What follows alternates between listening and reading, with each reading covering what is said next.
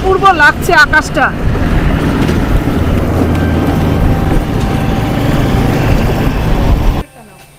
এটা হচ্ছে heritage property. আচ্ছা, এদিক থেকে শুরু করি।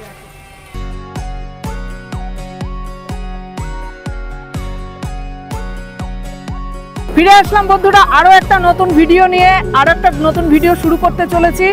আমরা আজকে কোথায় যাচ্ছি দেখতে থাকুন। আজকের দিনটা দারুণ, একদম রোদ ঝলমলে। আমরা দুইজন বেরিয়ে পড়েছি আরো একটি নতুন জায়গা এক্সপ্লোর করব বলে।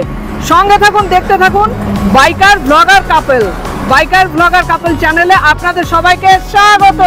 চলুন তাহলে আমাদের সঙ্গে আমরা কোথায় যাচ্ছি জায়গাটা দেখাতে নিয়ে যাব। চলুন। কি অপূর্ব লাগছে আকাশটা।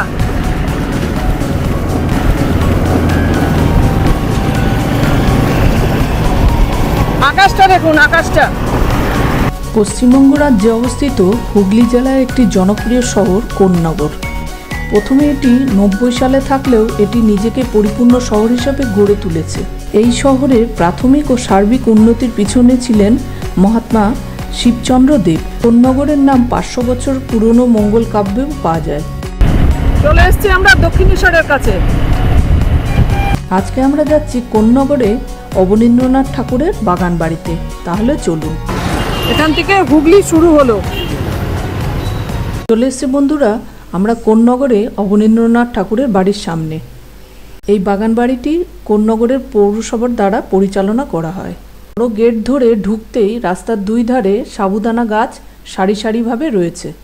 ভুবনজয়ী চিত্রশিল্পী ও শিশু সাহিত্যিক অবনীন্দ্রনাথ ঠাকুরের বাড়ির সামনে এসে আমরা পৌঁছালাম। বাঁ হাতের গলিতে আমরা বাইক পার্কিং করে রাখলাম, আর ডান দিকে টিকিট কাউন্টার। টিকিট কাউন্টার থেকে 10 টাকা করে আমরা দুইজনের টিকিট কেটে নিলাম। টিকিট কাউন্টার 10টা থেকে 5টা অবধি খোলা থাকে। গেট দিয়ে ঢুকতেই বাঁ দিকে কালো মার্বেল পাথরের একটা ফলক দেখতে পারবেন। তারপরে ভিতরে ঢুকেই বাঁ দিকে আছে নিয়মাবলী। এখানে ঢুকতে কি কি করবেন আর কি কি করবেন না, কারণ এটা হচ্ছে হেরিটেজ প্রপার্টি। প্রকৃতি প্রেমিকদের কাছে এটা হচ্ছে আদর্শ জায়গা। এটা হচ্ছে হেরিটেজ প্রপার্টি। আচ্ছা, এদিক থেকে শুরু করি। জায়গাটা ওই জাম হয়েছে। এই দেখুন, জাম পড়ে ফেটে গেছে। পাকা জাম, পাকা জাম পড়ে পড়ে ফেটে। এতেই বিশাল এবং প্রশস্ত বাগান, সবুজ বাগান, আর রাস্তায় ইট দিয়ে বিছিয়ে দেওয়া হয়েছে, আর দুই পাশে সিমেন্ট দিয়ে গ্রিল করা। বিভিন্ন রকমের গাছপালায় ঘেরা। 1871 সালের 7ই আগস্ট জোড়াসাঁকোর ঠাকুর পরিবারে তিনি জন্মগ্রহণ করেন। অবনীন্দ্রনাথ ঠাকুর বিশ্বকবি রবীন্দ্রনাথ ঠাকুরের ভাইপো ছিলেন। ব্যস্ত জীবন ছেড়ে নিরিবিলি জীবনযাপন করতেন। গঙ্গার ঘাটের সৌন্দর্য, প্রাকৃতিক সৌন্দর্য এই বাড়িতে বসে তিনি উপভোগ করতেন। 1870 সালে রবীন্দ্রনাথ ঠাকুরের ভাই গুণেন্দ্রনাথ ঠাকুর এই বাড়িটি নির্মাণ করেছিলেন। তারপরে পিতার উত্তরাধিকার সূত্রে অবনীন্দ্রনাথ ঠাকুর এই বাড়িটির মালিক হন। কিছু দূর এগিয়ে যাওয়ার পর সামনে একটা ঘর দেখতে পেলাম। এই ঘরটি মিটার ঘর হিসাবে ব্যবহার করা হচ্ছে। সব সময় এখানে পাখির কলতান শুনতে পাবেন। সামনে ইট বিছানো রাস্তা ধরে আমরা এগিয়ে গেলাম।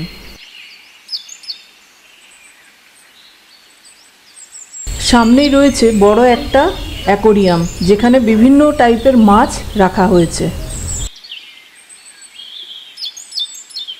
জলের ভিতর বড় বড় মাছ খেলা করছিল, আমরা দাঁড়িয়ে দেখছিলাম।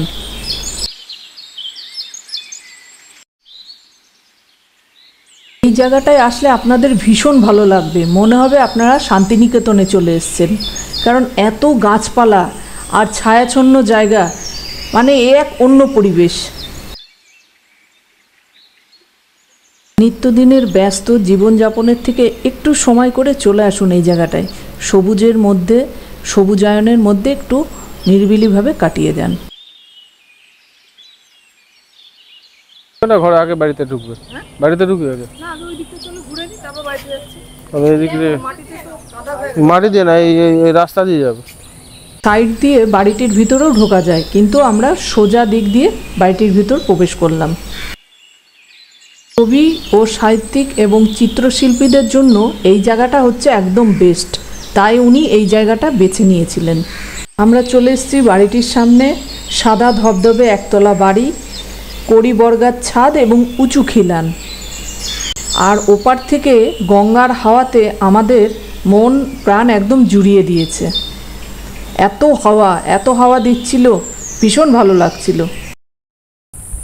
আগে একবার গঙ্গাটা ঘাটটা যাবে নাকি? না না, ও তো বন্ধ করা। ও তো এবার আমরা বাড়িটির ভিতর প্রবেশ করছি।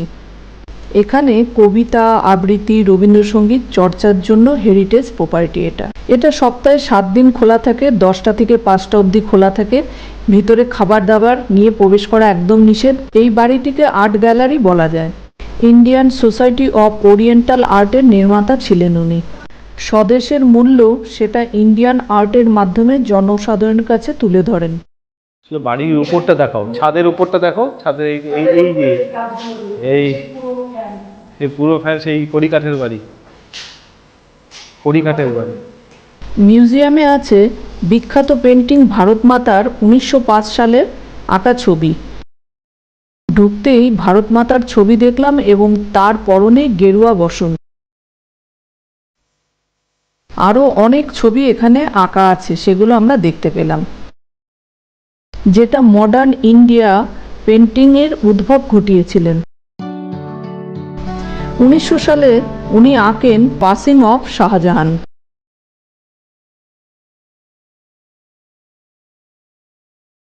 পাশের ঘরগুলিতেও বিভিন্ন ছবি আঁকা রয়েছে।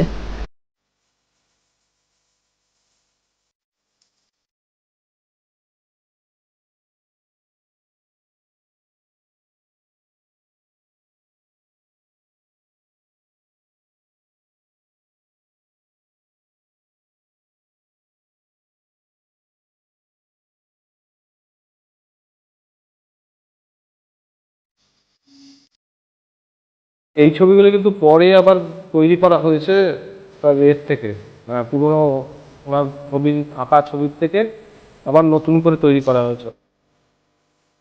এখানে শোকেসের মধ্যে দেখতে পেলাম বিভিন্ন টাইপের মডেল, যেগুলো গাছের ডাল বা কাঠ এইগুলো দিয়ে তৈরি করা হয়েছে।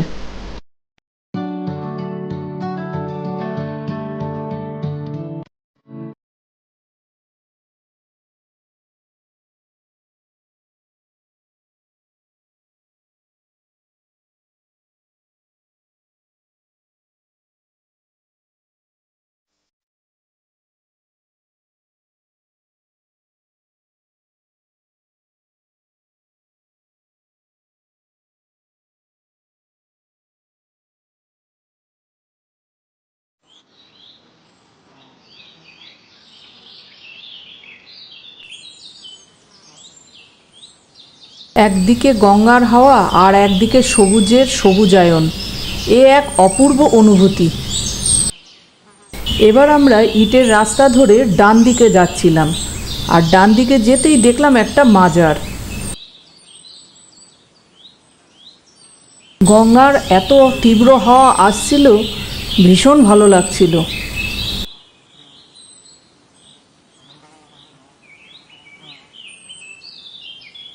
এবার আমরা যাচ্ছি ঘাটের দিকে, বাঁধানো ঘাট, সেই দিকে যাচ্ছি।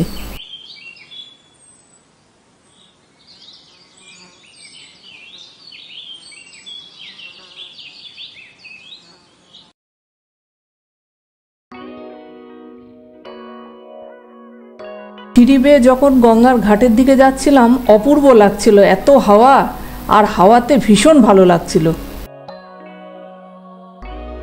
বর্ষায় নদী ভরে গেছে, তারপরে সেদিন চলছিল জোয়ার।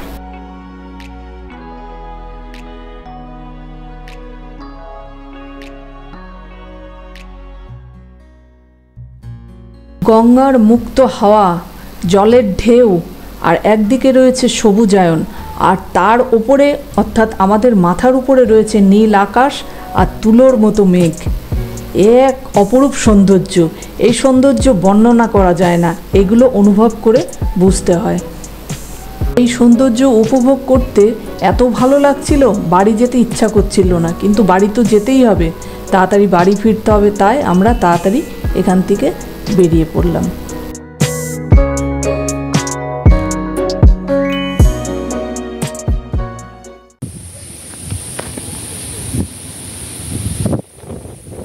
গাছগুলো দেখো, আম গাছ, সাবু গাছ, সাবুদানা গাছ, আম গাছ, ভ্যারাইটিস গাছ আছে। আর সব গাছগুলো চিনলাম না, কিন্তু ভ্যারাইটিস গাছ আছে। অনেকগুলো পড়া লাগে, এই নারকেল গাছগুলো পড়া লাগে।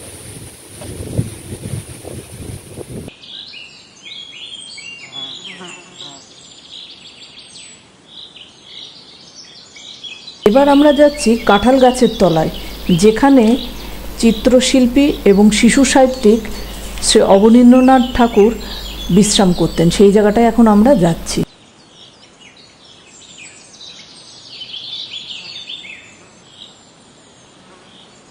আর গঙ্গার পাড়ে বসার জায়গা করা আছে, এখানে চেয়ার সিস্টেম করা আছে, এখানে আপনারা বসে সময় কাটাতে পারবেন। সেই জায়গা এই কাঁঠাল তলায় তিনি বসে বিশ্রাম করতেন আর এখানে সাহিত্য চর্চা করতেন।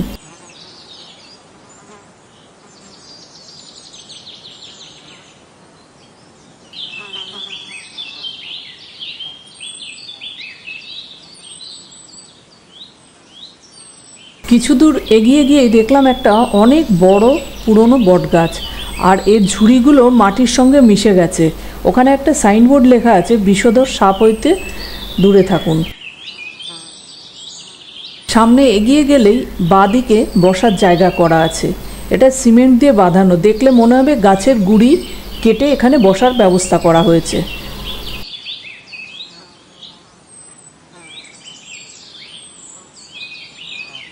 বাচ্চাদের জন্য এখানে বিনোদনের ব্যবস্থা করা হয়েছে, তাদের জন্য দোলনা, গাড়ি এইগুলো করা হয়েছে, যাতে বাচ্চারা এসে এখানে আনন্দ উপভোগ করতে পারে।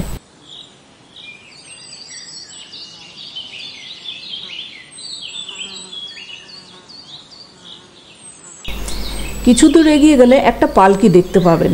এই পালকির মধ্যে কোন্নগরের মিউনিসিপ্যালিটির চেয়ারম্যানের ছবি এখানে লাগানো আছে। আর পালকির পিছনে দেখলাম অনেক ছোট ছোট গাছ, যেগুলো মাটি দিয়ে প্লাস্টিক দিয়ে বেঁধে রাখা হয়েছে। এইগুলো তার মানে এখানে আরও গাছ লাগাবে, তার জন্য এগুলো এখানে রেখে দেওয়া হয়েছে। এবার আমরা এগিয়ে আসলাম এই বিল্ডিংটায়। এই বিল্ডিংটাতে আছে দপ্তর, এখানে আছে ভান্ডার, রন্ধনশালা। এই ঘরগুলি তখন ব্যবহার করা হতো। এই যে এই ঘরটি রন্ধনশালা, এখানে তখন রান্নাবান্না হতো। আর এইটা রয়েছে ভান্ডার, তারপরে রয়েছে গ্রন্থশালা, অর্থাৎ এইটা একটা ছোটোখাটো লাইব্রেরি। ঢুকে পড়লাম গ্রন্থাগারে। গ্রন্থাগারে ঢুকে ভুবনজয়ী চিত্রশিল্পী, শিশু সাহিত্যিকের বিভিন্ন লেখা বইগুলো দেখতে পেলাম। সেখানে রয়েছিল রাজকাহিনী, বুড়ো আংলা, ক্ষীরের পুতুল, এই সমস্ত বই ভিতরে সাজানো রয়েছে। আপনারা ইচ্ছা করলে এখান থেকে এই বইগুলো কিনে নিতে পারেন। তারপরের ঘরটি ছিল দ্বার রক্ষক। তারপরে একটু এগিয়ে গেলেই পেয়ে যাবেন দপ্তর, এখানে অফিসিয়াল কাজকর্ম করা হচ্ছিল। একটু এগিয়ে গেলেই রয়েছে শৌচালয়, লেডিস এবং জেন্টসদের জন্য। আর বন্ধুরা, আমরা এই জায়গাটা দেখে ঘুরে এবার আমরা বেরিয়ে পড়ছি। আমরা এবার বাড়ির উদ্দেশ্যে রওনা দিচ্ছি। আপনারা আসুন, ফ্যামিলি, বন্ধুবান্ধবদের নিয়ে এসে এখানটায় সময় কাটিয়ে যান, ভীষণ ভালো লাগবে। এই শিশু সাহিত্যিক অবনীন্দ্রনাথ ঠাকুরের এই বাগান বাড়িটা আপনারা দেখে যান। ঢুকতেই বলেছিলাম নিয়মাবলী, এখানে বাইরে থেকে খাবার নিয়ে ভিতরে ঢোকা যাবে না, এই সমস্ত নিয়মাবলী এখানে দেওয়া আছে, এটা ফলো করতে হবে। বন্ধুরা, ভিডিওটা এখানে শেষ করছি। ভিডিওটা দেখে ভালো লাগলে লাইক করবেন, শেয়ার করবেন, আমাদের চ্যানেল সাবস্ক্রাইব করবেন, সঙ্গে থাকুন, দেখতে থাকুন আমাদের নতুন নতুন ভিডিও, আর বেলটাকে প্রেস করে দেবেন নতুন ভিডিওর নোটিফিকেশান আসার জন্য। আপনারা ভালো থাকুন, সুস্থ থাকুন, দেখা হবে আরও একটি সুন্দর ভিডিওতে। Tata, bye bye, take care. আসো আসো।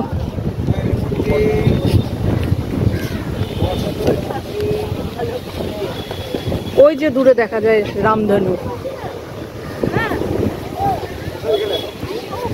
আর ওই যে দূরে আসছে লঞ্চ,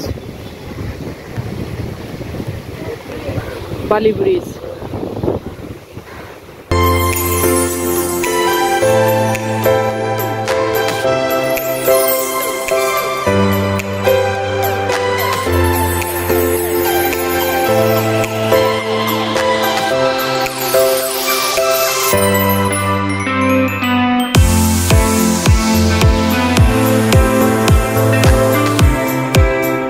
বাড়ির উদ্দেশ্যে রওনা দিলাম বন্ধুরা। দেখা হবে পরের ভিডিওতে। ভিডিওটাকে লাইক করবেন, শেয়ার করবেন, কমেন্টস করবেন আর সাবস্ক্রাইব করবেন, বেলটাকে প্রেস করে দেবেন নতুন ভিডিওর নোটিফিকেশন আনার জন্য। দেখা হবে পরের ভিডিওতে। টাটা।